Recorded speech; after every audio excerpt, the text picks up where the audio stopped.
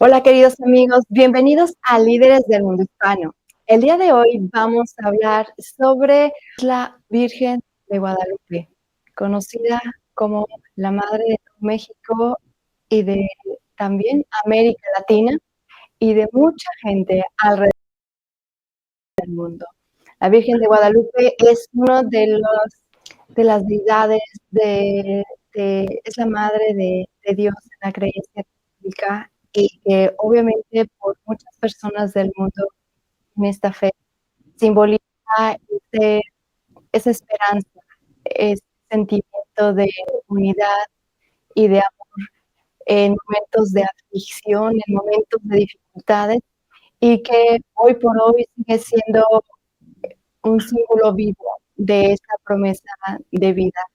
Así que pues tenemos el gusto de contar con la presencia del Padre José de Jesús Aguilar, que nos acompaña el día de hoy para hablar sobre ella, sobre Madre de Jesucristo, y cómo surge esta fe, cómo surge esta devoción tan grande, no solamente del pueblo mexicano, sino de toda la gente de todo el mundo. Bienvenido. Muchas gracias, un saludo a ti y a toda la gente que te sigue tanto en Estados Unidos, en otras partes de América y de Europa. Qué gusto estar en contacto con ustedes. Pues tenemos que decir que todo parte en primer lugar del Evangelio, porque el Evangelio nos habla de que Jesucristo tiene una madre que le acompaña, que le ayuda, como todas las mamás del mundo, y que en un momento desde la cruz, Cristo dice, yo les entrego a mi madre, cuando está a los pies de la cruz María con San Juan, y Cristo, sabiendo que no tenía hermanos, que tenía que dejarle en algún lugar con cuidado, le dice a Juan, he ahí a tu madre, pero también le dice a la Virgen, he ahí a tu hijo, como diciéndole a María, no solamente tienes un corazón para mí, sino también para Juan y para mucha gente más. De tal manera que, partiendo de ese momento, después, en 1531, se realiza lo que se conoce como la primera aparición de la Virgen María en el mundo. Porque actualmente hemos escuchado de Fátima, de Lourdes y de otros lugares, pero la primera aparición reconocida en el mundo es precisamente la imagen de la Virgen de Guadalupe. Y esta aparición se realiza aquí en lo que es la actual Ciudad de México, en una zona muy extraña, en un monte, digamos, lleno de piedras, no es un monte de flores, en un monte lejano a la ciudad, a las orillas del lago. Hay que recordar, para quienes no lo sabían, que la Ciudad de México estaba en el centro de una laguna y para llegar a ella se necesitaban unas calzadas que iban desde tierra firme hasta la laguna. Pues bien, este cerro del Tepeyac estaba a la orilla de la laguna y se tenía que llegar a la ciudad a través de una calzada. Por lo tanto, un lugar extrañísimo para que aquí se realizara algo importante.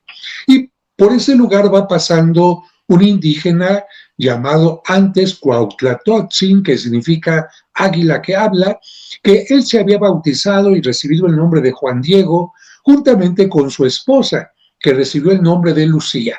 Lamentablemente, en aquella ocasión, 1531, Juan Diego acababa de quedar viudo y estaba al cuidado de un tío ya mayor llamado Juan Bernardino.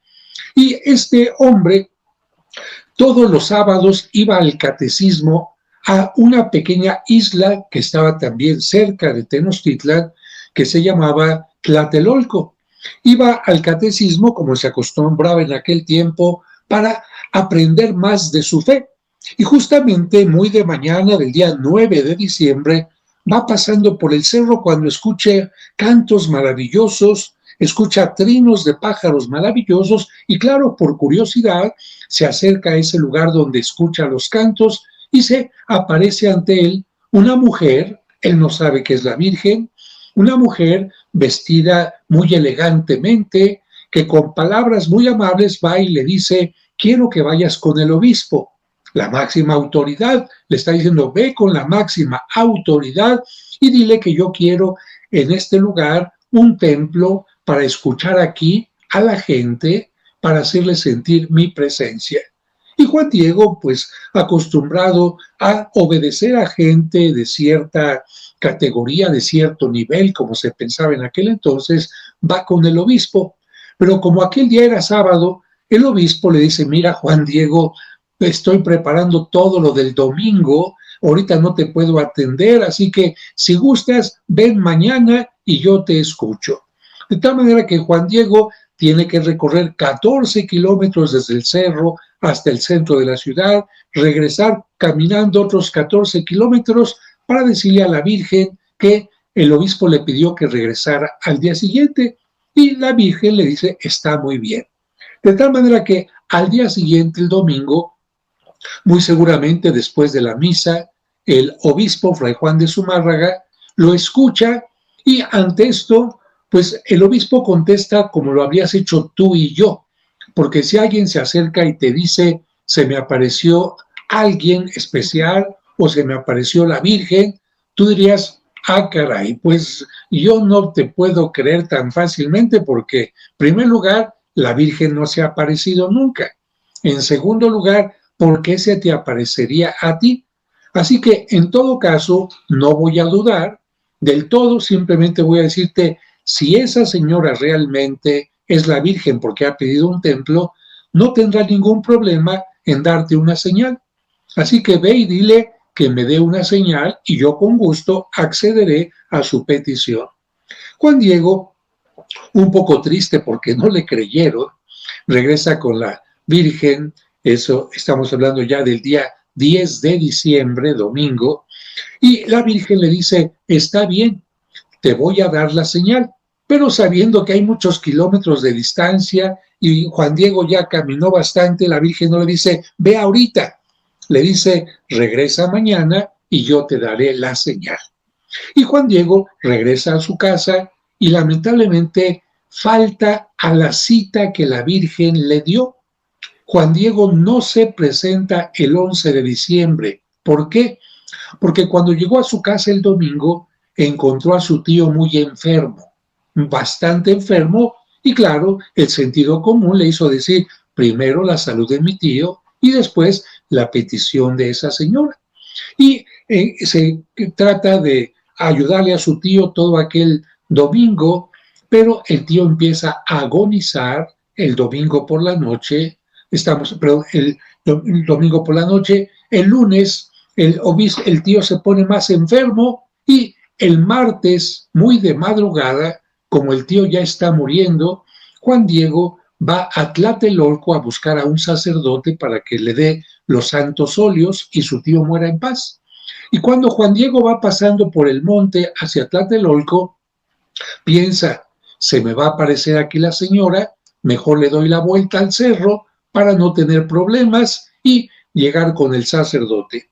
Y justamente cuando Juan Diego va dando la vuelta al cerro, se le presenta a la Virgen y le dice, ¿qué te pasa? ¿Qué te preocupa? ¿Por qué estás triste? ¿No estás acaso bajo mi regazo? ¿No estoy yo acaso siendo tu madre?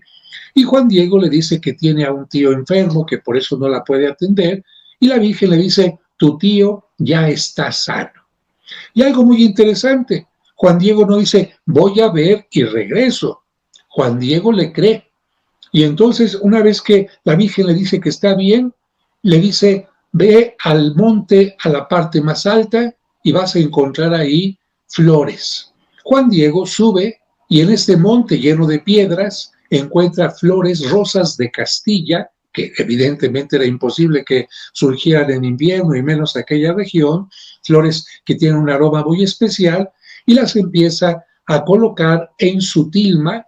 La tilma era un trapo, vamos a decir, grande, que servía para cobijarse cuando había frío, pero también para guardar la leña, por ejemplo, por eso era bastante grande, y para cargar algunas cosas más. Juan Diego, acostumbrado a cargar cosas ahí, pone las rosas y piensa él que es la señal, pero esa no es la señal. La Virgen le dice, ahora sí ve con el obispo, y cuando Juan Diego llega ante el obispo y le hace ver las rosas, cuando las rosas van cayendo, aquel martes 12 de diciembre, van dejando que poco a poquito vaya estando pintada la imagen de la Virgen de Guadalupe. De esta manera, Juan Diego de un lado, el obispo del otro, Juan Diego indígena, el obispo del otro lado, español, y la Virgen en medio entre los dos, se convierte en un signo de unidad y evidentemente en la primera aparición. El primer milagro fue la curación del tío Bernardino. El segundo milagro ese día fue la aparición en la tilma, y a partir de entonces han ido surgiendo más y más milagros en todo el mundo. Padre, una pregunta, ¿es estos milagros que se han constatado desde el primer milagro y la aparición de la Virgen, algo que sigue ocurriendo hoy en día? Que mucha gente se pregunta por qué es una de las fes que todavía se mantiene viva y creciendo entre los creyentes. ¿A qué cree usted que se deba esto? Bueno, evidentemente estamos hablando de una gran cantidad de milagros y, como te he dicho, en todo el mundo, pero parte también de uno en particular. Y para que lo entienda la gente que nos está siguiendo amablemente, quiero decirles que los milagros no son para siempre. Los milagros generalmente tienen una duración, no tienen que ser para siempre. Por ejemplo, cuando Cristo convirtió el agua en vino, la gente se tomó el vino y se acabó. Cuando Cristo multiplicó los panes y los peces, se comieron aquellos peces y aquellos panes y se acabaron. Cuando Cristo sanó a un ciego de nacimiento, el ciego llegó a ser anciano con el paso del tiempo y murió. O bien, también tenemos que decir que cuando Cristo resucitó a Lázaro, Lázaro resucitó, pero con el paso del tiempo también llegó a ser anciano y murió. Por lo tanto, los milagros tienen un tiempo de duración. Y en el caso de la tilma, donde está la imagen, encontramos algo muy extraño, porque quien sabe de arte sabe que, por ejemplo, pinturas del siglo XVI, de Botticelli, de Francesco, en fin, de grandes pintores, tuvieron que tener una tela con una preparación. Todos los pintores, antes de pintar al óleo, hacen una preparación para que los pigmentos queden bien en aquella tela. Y con el paso del tiempo, incluso grandes museos como el Museo del Louvre, el Museo del Prado, etcétera, tienen que tratar estas pinturas para que estas pinturas puedan tener una durabilidad mayor y que no se vayan deteriorando. Precisamente esto es lo que hace que esta tilma de la que estamos hablando se convierta en un milagro. ¿Por qué? Porque la tilma es un tejido burdo, de un material no como lino, no de una tela muy hilos finos, sino un material muy burdo.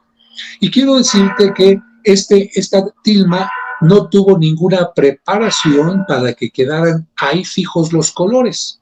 Y no obstante que hay algunas pinturas del siglo XVI que incluso se pueden desprender de su tela preparada, la tilma, que no tenía ninguna preparación, conserva milagrosamente los colores de aquella aparición.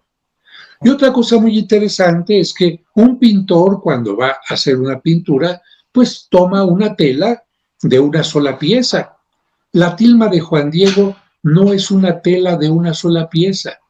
La tilma de Juan Diego es una unión entre dos pedazos de tela unidos en una forma muy brusca, de tal manera que era mucho más fácil que ahí se pudiera desprender la pintura, y ahí encontramos precisamente el gran milagro de la conservación que ha durado tanto tiempo hasta nuestros días.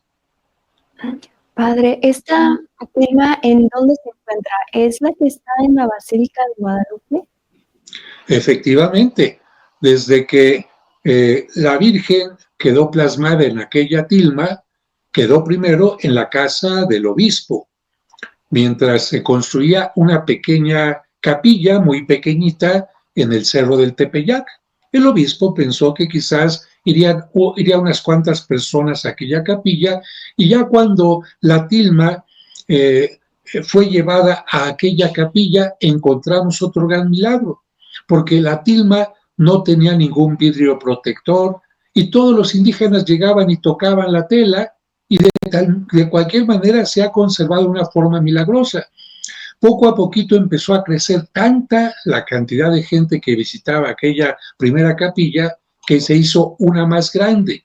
En aquel lugar fue Juan Diego a vivir todo el tiempo hasta que falleció cerca de los 80 años, y a la gente le contaba esta historia de boca en boca, que después quedó ya escrita en un texto que conocemos en Nican Mopogua.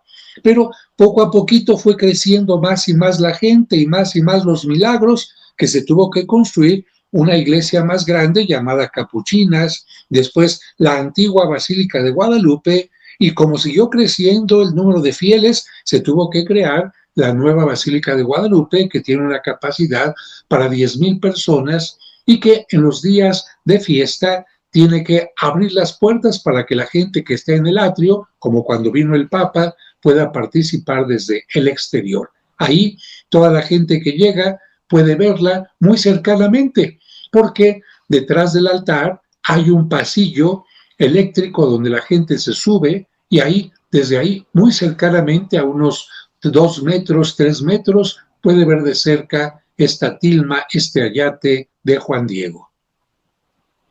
Qué sorprendente. La verdad es que es muy eh, reconfortante que tanta gente preserva la fe en Dios, preserva la fe en la Virgen, y que cada día hay más fieles que acuden el 12 de diciembre. Para aquellos que no conocen esta festividad, ¿qué es lo que se acostumbra? ¿Cuál es la tradición? ¿Qué se hace? Bueno, la tradición más importante es celebrar la Santa Misa, que es lo mejor que se puede celebrar en el cristianismo. Y por lo tanto, el día 11 de diciembre a las 12 de la noche en punto, en la Basílica, se cantan las mañanitas, y después se tiene la primera misa solemne.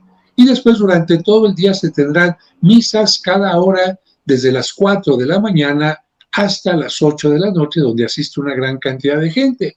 Para preparar esta festividad del 12 de diciembre se tiene también 9 días de preparación con el novenario, y ahí la gente acude llevando cientos, miles de rosas. De hecho, se hacen montañas de rosas, montañas de veladoras, y evidentemente miles y miles de oraciones, que incluyen oraciones con la boca, oraciones con los pies, porque hay una gran cantidad de danzantes que vienen a bailarle a la Virgen, y también diría yo, aunque no todo el mundo lo entiende y le guste, y quizás no estaríamos de acuerdo algunos, oraciones con sangre. ¿A qué me refiero? Porque hay gente que llega desde muchos lugares lejanos de rodillas, y cruzan todo el atrio de rodillas hasta llegar al altar. Y en una ocasión, te comento esto porque pues mucha gente dice, ¿para qué lo hacen? Bueno, yo un día le pregunté a una persona, le dije, levántese, la Virgen no le pediría esto, una madre no le pide a sus hijos que sufran. Y me dijo, padre, no tengo dinero para flores, no puedo traerle música, no soy una persona que tenga muchas obras buenas, algunas sí, es lo único que puedo ofrecerle, déjeme que le ofrezca mi sufrimiento. Y bueno, ante esto uno tiene simplemente que respetar. Y sobre todo cuando me decía, ¿y sabe por qué? Porque mi hijo se estaba muriendo y los médicos no encontraban ninguna forma de ayudarle ya, y mi hijo se salvó. ¿Cómo le agradezco yo a la Virgen esto? Y si tú te acercas a todos los fieles que llegan a la basílica, muchos vienen a pedir, pero curiosamente son más los que llegan a agradecer por beneficios, por cosas que buscaban y no encontraban fácilmente y las lograron, y también por algunos milagros. Qué sorprendente que esto siga ocurriendo aún al día de hoy. Es realmente muy conmovedor. Y ¿cómo ve usted a la juventud, padre? ¿Qué mensaje mensaje podrían ellos recibir? ¿Qué mensaje les podemos compartir en relación a esta fe y a la preservación de esta tradición, pero también algo que va mucho más allá que solo una tradición? Mira, es que cuando tú convives, estás cerca o sabes de una persona buena, generosa, sientes su apoyo, sientes su cariño, especialmente en momentos difíciles, tú no puedes sino agradecerle y amarle eso. Yo creo que todos los que están viendo este programa tendrán a alguien en su corazón porque les ha cuidado en la enfermedad, porque les ayudó en un momento difícil, porque les dio una respuesta cuando veían todo en oscuridad y precisamente eso hace que queramos a estas personas que son tan importantes en nuestra vida por eso. Y si nos ponemos a fijar en los mensajes de la Virgen que ha tenido en las últimas apariciones, no encontramos ningún mensaje tan cariñoso, tan lleno de afecto y de comprensión como el de la Virgen de Guadalupe. Cuando le dice a Juan Diego, ¿no estoy yo aquí que soy tu madre? ¿Qué cosa te preocupa? Como diciendo, no estás solo. Ya el hecho de que te digan que no estás solo, que no estás sola ante un problema, hace que tú te llenes de agradecimiento y de cariño. Por otra parte, su imagen es una imagen dulcísima, además que no pone protagonismo en ella. Hay que recordar que esta aparición se da pocos días antes de la Navidad y quien pone atención se dará cuenta que no es tanto que la Virgen sea morena, sino que toda la luz de la pintura maravillosa está en su vientre, no está en el rostro, como diciendo, ¿quién es el importante? ¿Quién es el que concede los milagros? Es mi Hijo Jesucristo que está a punto de nacer. Por eso la Virgen no lleva la cinta en la cintura, sino que la lleva más arriba como las mujeres que están esperando dar a luz. Y si encontramos que en el centro, en su vientre, está la luz y detrás de ella rayos del sol, entendemos que nos está presentando a Cristo como el sol de nuestra vida y que precisamente por eso se está venciendo la oscuridad del mal. Y por eso la Virgen está pisando la luna oscura, como diciendo, yo he venido a vencer la oscuridad, yo he venido a vencer el mal. Y además de esto, te quiero decir que hay cosas muy interesantes porque, bueno, la Virgen de Guadalupe se encuentra en Jerusalén, se encuentra donde la Virgen terminó sus días antes de ascender a los cielos, se encuentra en Sevilla, se encuentra en Nueva York y algo muy interesante, se encuentra en la Catedral de Notre Dame, que muy interesante, cuando fue el incendio de Notre Dame, hubo dos cosas que no se dañaron. La corona de espinas de Cristo, que se conserva ahí como reliquia, y la imagen de la Virgen de Guadalupe, que se encuentra también en una capilla. Ninguno de estos dos elementos sufrió daño alguno con el incendio.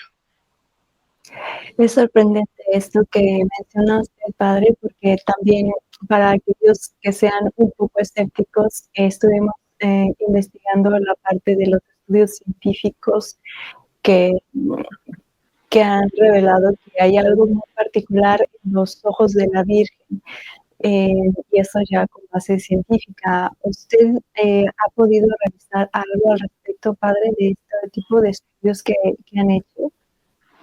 Fíjate que sí, de hecho, a mí me tocó hacer la única copia exacta a la original, con los nuevos métodos para que si en algún caso la imagen pudiera sufrir alguna destrucción, porque hay que recordar que hubo un tiempo en que quisieron destruir la imagen, se acercaron ante ella con dinamita, la dinamita explotó y milagrosamente la imagen no sufrió ningún daño, aunque el Cristo de metal que estaba a sus pies sí se dobló totalmente y los candelabros también, la imagen no le pasó nada. Por esta razón la imagen fue sacada de la basílica en forma secreta, en un ropero, y durante 3 años estuvo oculta en distintos lugares hasta que terminó la persecución religiosa en México.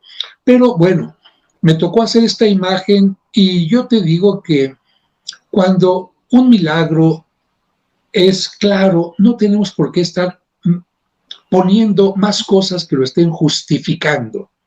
Lo que te quiero decir es, si el milagro de la imagen de la tilma ya está ahí, creo que no sería necesario decir que están las imágenes de Juan Diego y de Fray Juan de Zumárraga en los ojos y que el número de estrellas corresponde a cómo estaban en aquella noche, etcétera. Si a alguien escéptico le sirve esto, qué bueno, pero yo creo que es suficiente el milagro como tal, ¿no? Es como en el caso de la multiplicación de la conversión del agua en vino, es como si alguien dijera, sí, y es vino de tal cosecha y tiene tales sabores, etcétera. Yo creo que no es necesario esto, ¿no? Ahí está el milagro de amor de la Virgen acompañando a Juan Diego y acompañándonos a todos los mexicanos. No, sin duda, padre. Usted mencionaba algo importante, esta lucha entre el bien y el mal, donde evidentemente el bien siempre triunfa sobre el mal, pero ¿por qué cree usted que hoy en día es tan importante recordar esto y sobre todo para los fieles, para la gente que tiene fe en Dios y bueno, también para la gente que tal vez no es creyente, pero qué tan importante es recordar que esta lucha se sigue dando día con día? No sé qué mensaje pudiera compartirme.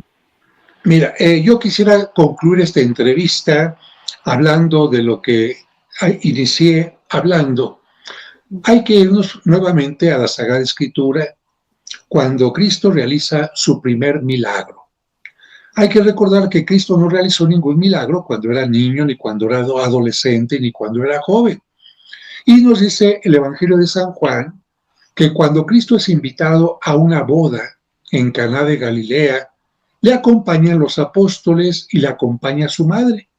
Y su madre, como muchas mujeres, cuando llegan a algún lugar, no llegan a que les sirvan, sino llegan a ver de qué manera sirven o ayudan.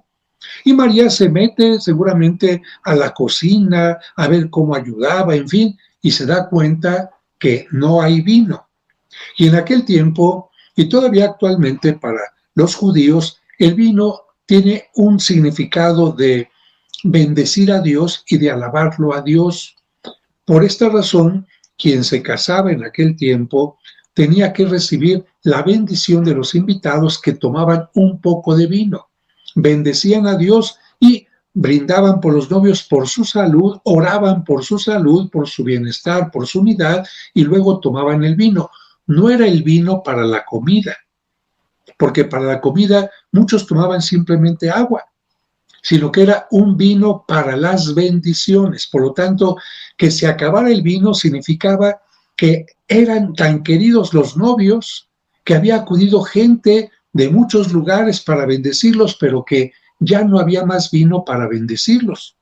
Y María, preocupada por esto, le dice a Cristo, ya no hay vino. Y Cristo le contesta una cosa muy interesante, porque le dice, ay mujer, ¿y tú y yo qué tenemos que hacer con esto? Todavía no llega mi hora. Es interesante que Cristo no le dice mamá ni María, sino mujer, como diciendo, las mujeres siempre buscan la forma de ayudar.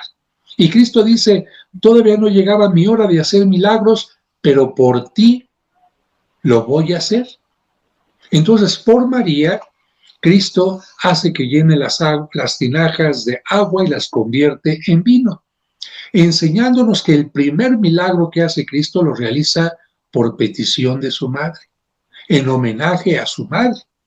Y por lo tanto, si nosotros le pedimos a la Virgen María que pida por nosotros, que interceda, ella no es la que hace milagros, pero sí es Cristo quien a través de ella los concede. Ahí tenemos algo muy importante para tener en mente. Y cuando Cristo le dice, mamá, tú y yo, ¿qué?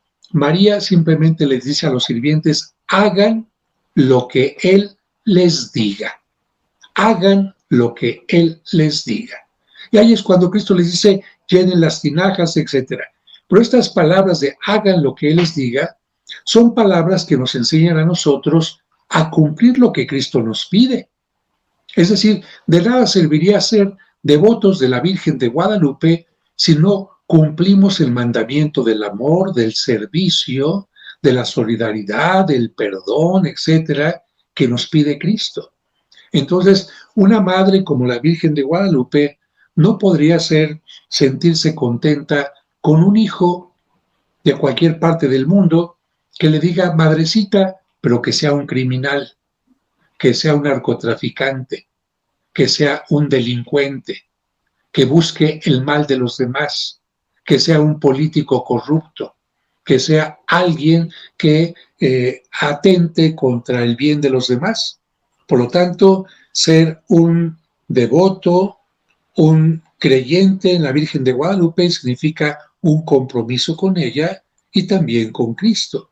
Y entender que ella, como te dije hace un momento, nos acerca a Cristo, especialmente en el nacimiento ya cercano que estaremos celebrando en la Navidad. Creo que de esta manera podríamos concluir nuestra charla invitando a la gente a decirle, mira, qué bueno que tienes una mamá en esta tierra que te quiere, que te cuida, que te acompaña. Si todavía está viva, qué bueno, pero además puedes tener a la Virgen María, que es una segunda madre maravillosa. Y si tu mamá ya falleció, sigues teniendo a esa mamá en el cielo, pero también a la Virgen María que siempre te ofrece tu ayuda y tu protección. Ayuda para todos, para el migrante, para el afroamericano, para aquella persona que sufre alguna enfermedad, para aquella persona que se siente perseguida, para aquella persona que está pasando por momentos difíciles, es una madre para todos. Ay, padre, pues muchas gracias por este hermoso mensaje de fe, de esperanza.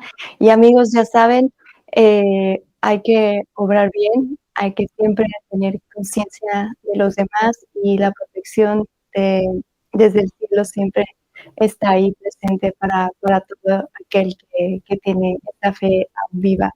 Y pues, si les gusta este programa, por favor, compártelo y denle like y suscríbanse porque tenemos más contenido de interés para ustedes. Tenemos esta serie sobre la historia del gran arte, el Renacimiento, y donde empiezan muchas de las retratos de la Virgen, Jesucristo, esta acto de la maternidad y como dice el Padre, que está cerca de la Navidad. Así que, Padre, muchísimas gracias por acompañarnos el día de hoy. Gracias a ustedes y para quienes no pueden venir a México, en mi canal de YouTube, Padre José de Cruz Aguilar, tengo una visita completa de 1 hora para que conozcan toda la basílica, todos sus secretos, todos los lugares y sientan que están incluso pasando frente a la morenita del Tepeyac. Que Dios les bendiga y hasta la próxima ocasión. Pues ya lo saben, amigos, hay que hacerle caso al Padre y tener esa visita guiada por él. Muchísimas gracias y nos vemos en la próxima.